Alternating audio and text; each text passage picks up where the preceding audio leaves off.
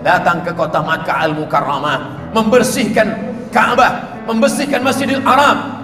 360 berhala dari kayu, batu, besi, emas, perak, semuanya dihancurkan. Kata Imam Al-Mubarak Furi dalam kitab Ar-Rahiq Al-Makhtum, 360 dibersihkan semuanya. Apa maknanya? Mereka begitu rajinnya beribadah. Mengapa kita tidak boleh salat selepas subuh? Mengapa tak boleh salat ketika tergelincir matahari? Kenapa tidak boleh salat selepas asar? Karena 3 waktu itu mereka pakai untuk beribadah. Mereka musyrik tapi rajin beribadah. Mereka tidak mentauhidkan Allah tapi rajin menyembah 360 berhala. Jadi di mana letak kelebihan kita? Kelebihan kita adalah pada tauhid la ilaha illallah Muhammadur Rasulullah sallallahu alaihi wasallam. Itulah yang kita ajarkan kepada anak-anak kita. Sama seperti Nabi Yakub bertanya kepada anak-anaknya, ma ta'buduna min ba'di, apa yang akan kamu sembah selepas ayah mati nanti? Hari ini pertanyaan itu berubah, tidak lagi ma ta'buduna min ba'di, tapi yang ditanyakan ma ta'kuluna min ba'di, apa yang akan kamu makan, apa yang akan kamu telan. Nabi Musa alaihissalam memanggil anak-anak perempuannya, bila nanti ayah mati, tanamlah pokok kapas. Kenapa bertanam kapas? Buah kapas akan jatuh, nanti kapas kalian pintal menjadi benang, benang kalian tenun menjadi kain.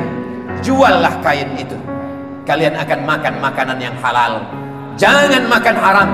Ayyuma lahmin, setiap daging nabata min haramin, kalau dia tumbuh dari yang haram, fannaru aulabi, tempatnya adalah api neraka. Kalau ada orang makan haram, berkata haram, bertindak haram, melakukan perbuatan yang curang, tipu muslihat, man ghasyana falaysa minna, siapa yang menipu, siapa yang berdusta, falaysa minna, maka dia bukan bagian dari kami. Dia bukan umat Nabi Muhammad sallallahu alaihi wasallam. Semua berawal daripada akidah. Kita belajar akidah dari mana? Mari kembali kepada Quran, mari kembali kepada sunnah Rasulullah sallallahu alaihi wasallam. Kalimah itu benar, tiada salah. Tapi kalau boleh kita tanya lagi, siapa yang boleh belajar akidah dari Al-Quran? Siapa yang boleh belajar akidah dari hadis?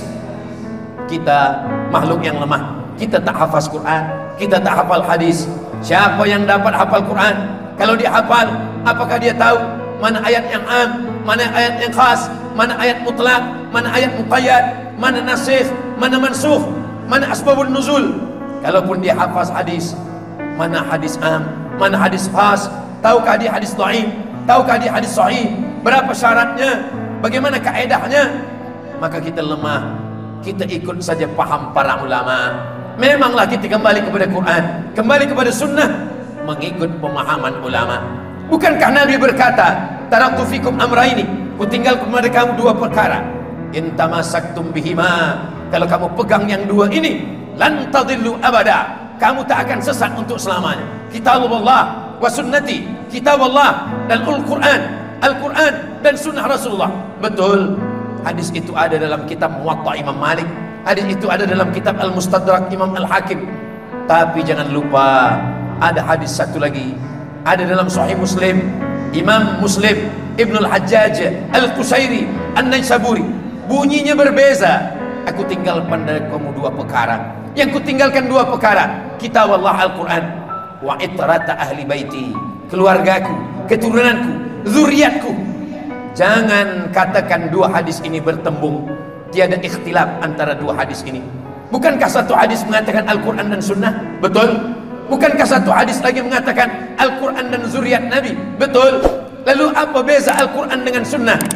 Sunnah itu tertulis di Sahih Bukhari, tertulis di Sahih Muslim, tertulis di Sunan Abi Daud, tertulis di Sunan Tirmidzi, tertulis di Sunan Nasa'i, tertulis di Sunan Ibni Majah, tertulis di Musnad Ahmad, tertulis di Sunan Ad-Darimi, tertulis di Muwatta Malik, tertulis di Musannaf Ibni Abi Syaibah. Tapi bagaimana amalnya? Bagaimana dia berjalan di atas muka bumi? Itu boleh kita lihat pada zuriat Rasulullah sallallahu alaihi wasallam. Sampai hari ini zuriat itu masih terjaga, masih terpelihara. Siapa yang menjaganya? Allah. Karena apa? Karena kata Imam An-Nawawi Muhyiddin Abu Zakaria Yahya bin Sharaf An-Nawawi dalam kitab Al-Minhaj Syarah Sahih Muslim Ibn Al-Hajjaj, mengapa Nabi mengatakan itrat ahli baiti, berpeganglah kepada Al-Quran dan zuriatku, litamassukihim bis sunnah, karena yang paling kuat berpegang dengan sunnah adalah zuriat Rasulullah sallallahu alaihi wasallam. Sampai hari ini tahun 2023, sampai zaman ini 1445 Hijrah, habaib yang kita cinta, yang kita sayang, hati kita menyayanginya karena ada darah Nabi dalam diri mereka. Kita menyayangi. Kenapa kita sayang? Karena mereka mengajarkan sunnah dalam perbuatan, dalam jubah, dalam imamah, dalam tongkat, dalam khatim, dalam siwak, dalam akhlak, dalam talaqi, dalam ijazah, dalam sanad, dalam kitab. Mereka berjalan ke seluruh penjuru dunia untuk menyampaikan risalah Islam. Sampailah ke Nusantara, sampailah ke negeri kita, sampai ke Semenanjung, sampai ke kampung halaman Ustaz Abdul Samad di Pulau Sumatera, di Riau, bumi lancang kuning. Mereka datang, dipukul ombak, diempas gelombang. Apa yang mereka cari? Yang mereka cari adalah ingin meneruskan sunnah datuk mereka, Sayyidina wa Maulana Muhammad sallallahu alaihi wasallam. Hilang takut mereka, meninggalkan keluarganya yang ada di tempat yang pernah didoakan Nabi sallallahu alaihi wasallam. Allahumma barik fi yamanina, berikan berkah di negeri Yaman. Allahumma barik fi yamanina, al-imanu fi Yaman. Kenapa demikian? Karena doa itu terbukti terkabul sampai hari ini. Maka berapa banyak dari kita yang mengirim anak-anak kita ke Darul Mustafa? Kemana dikirim? Ke Rubat Tarim. Kemana dikirim? Ke Al-Ahqaf. Kemana dikirim? Ke kuliah Imam Syafi'i. Kenapa? Karena kesamaan kita ada 3 hal. Yang pertama, berakidah Imam Abul Hasan Al-Ash'ari. Yang kedua, bermazhab Imam Muhammad bin Idris Asy-Syafi'i.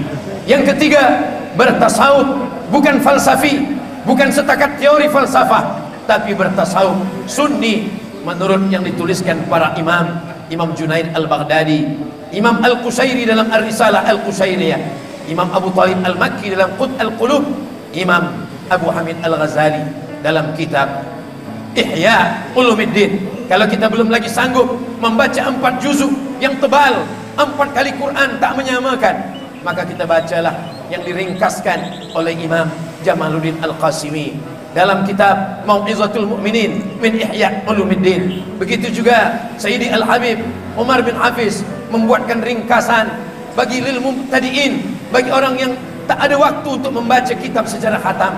Ada mutiara-mutiara hikmah. Maka para alim, para ulama, para imam, para bilal, para asatis, kita ajarkan umat ini dari maghrib ke isya ada waktu 45 menit, mungkin 3 malam dalam sepekan.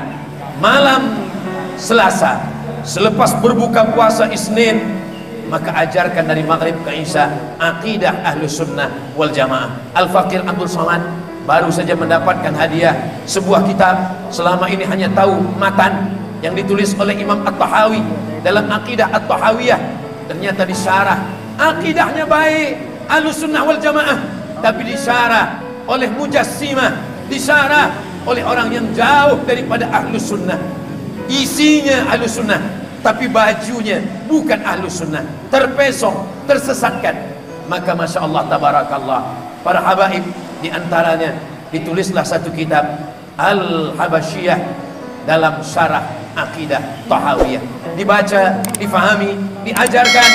Kita tahu semua orang Melayu belum mampu membaca dalam Arab, kita kunyahkan, kita haluskan. Selepas itu kita ajarkan. Sama seperti kita sayang kepada anak kita, kita masakkan, kita haluskan, kita gigitkan, sebagaimana mengunyahkan kurma kepada baby yang baru saja lahir, belum ada giginya, maka kita suapkan ke mulutnya, kita doakan, semua atas dasar sayang, supaya umat ini tidak terpesongkan oleh berbagai akidah yang datang di akhir zaman. Ada Khawarij, ada Murji'ah, ada Mujassimah, ada Mu'tazilah, ada Jabariyah, ada Qadariyah, ada liberalisme, ada ateis, ada agnostik, semuanya jauh daripada Allah Subhanahu wa taala. Kita tak perlu susah-susah lagi membuat akidah yang baru. Kita cukup dengan belajar macam-macam kitab yang diajarkan oleh para ulama Ahlus Sunnah wal Jamaah. Ada yang membacakan aqidatul